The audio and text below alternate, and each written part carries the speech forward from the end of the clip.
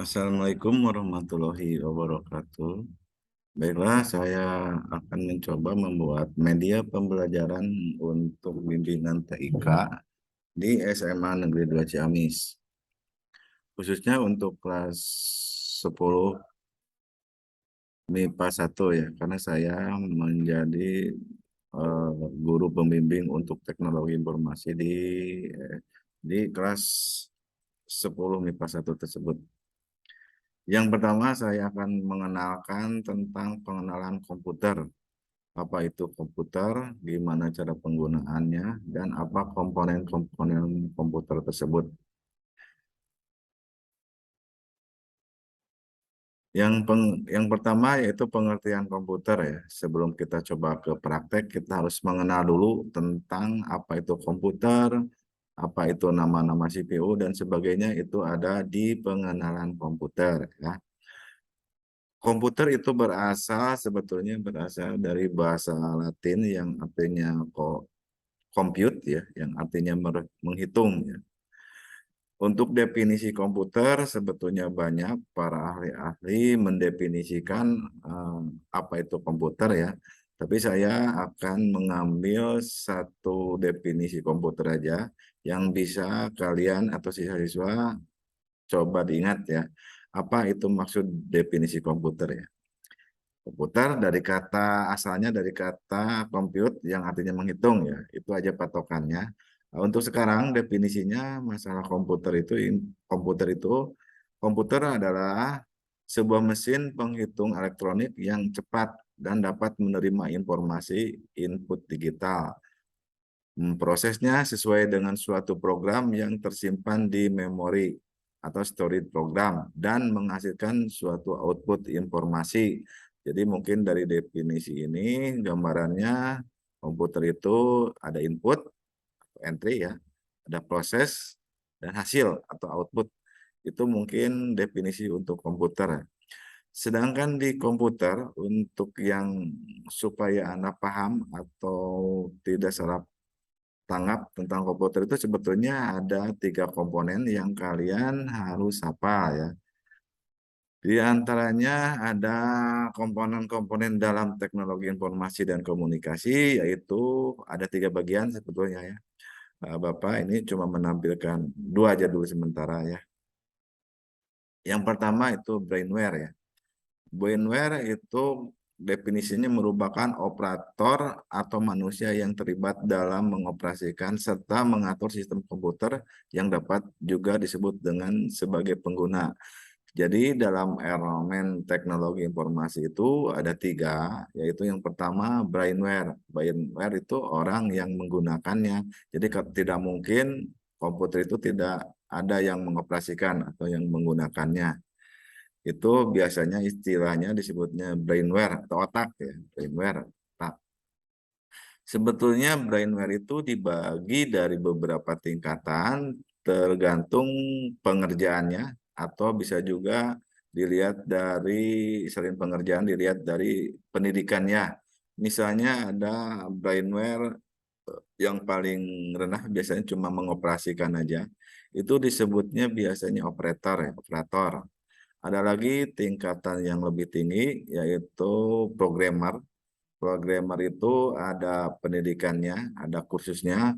Biasanya kalau di pendidikan minimal D1, ada yang D3, ada yang S1 ya. Tapi kalau di D3 juga sebetulnya udah cukup di sana kalau misalnya nanti kalian masuk ke jurusan eh, teknologi informasi itu mungkin akan diajarkan gimana cara membuat program dan harus tahu program itu apa ya. Jadi tingkatannya ada operator, ada programmer, ada sistem analis. Kalau sistem analis itu, kalau programmer itu orang yang membuat program, kalau sistem analis orang yang merancang program. Jadi urutannya operator, programmer, sistem analis. Sistem analis merancang program, misalnya program yang dibuat, dirancang dulu ya, terus dikasihkan ke programmer, oleh programmer dibuatkan programnya dengan bahasa-bahasa coding istilahnya ya, atau high level language ya, bahasa tingkat tinggi. Nanti kalau udah beres, Di yang pengerjaan program tersebut bisa digunakan oleh user atau pengguna, yaitu operator. Itu tingkatan untuk brainware ya. Ada lagi tingkatan yang berikutnya yaitu hardware. Hardware yaitu definisinya komponen-komponen perangkat keras komputer meliputi motherboard, mikroprosesor, atau disebut juga prosesor saja. Misalnya di dalam prosesor itu terdiri dari RAM. RAM itu apa? Nanti Bapak jelaskan di dalam praktek sambil menunjukkan alat-alat tersebut supaya kalian bisa lebih memahami ya. Tapi sebetulnya yang utama itu yang harus Anda paham atau sama dengan alat TK yang lain. Alat TK sebetulnya bukan komputer saja, bisa juga smartphone ya. Smartphone juga sama terdiri dari 3 komponen, brainware, hardware, dan software ya.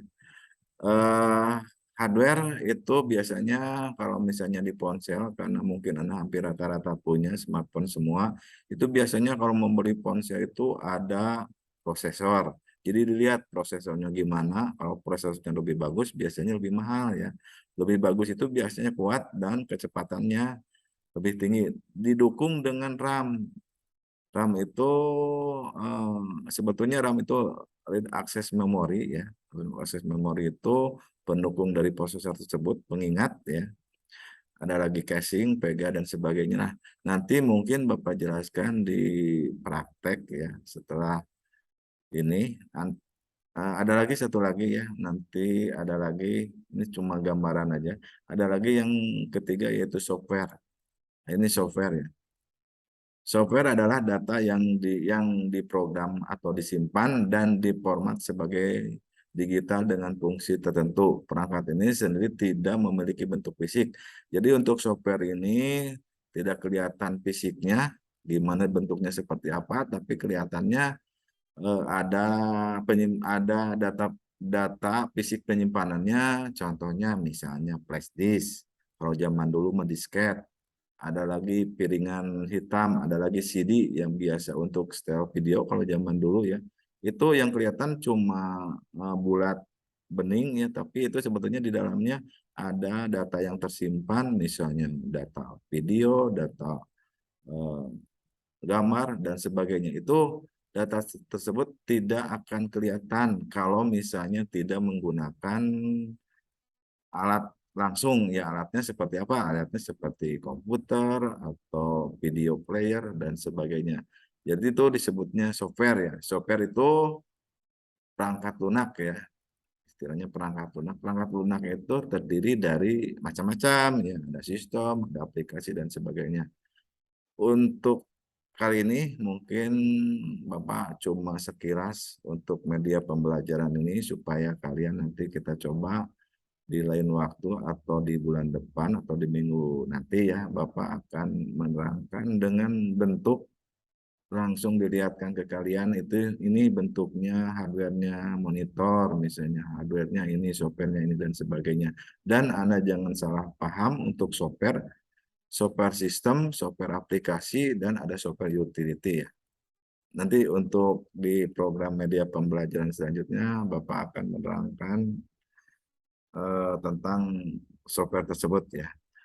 Untuk sementara sampai di sini aja dulu. Terima kasih. Wassalamualaikum warahmatullahi wabarakatuh.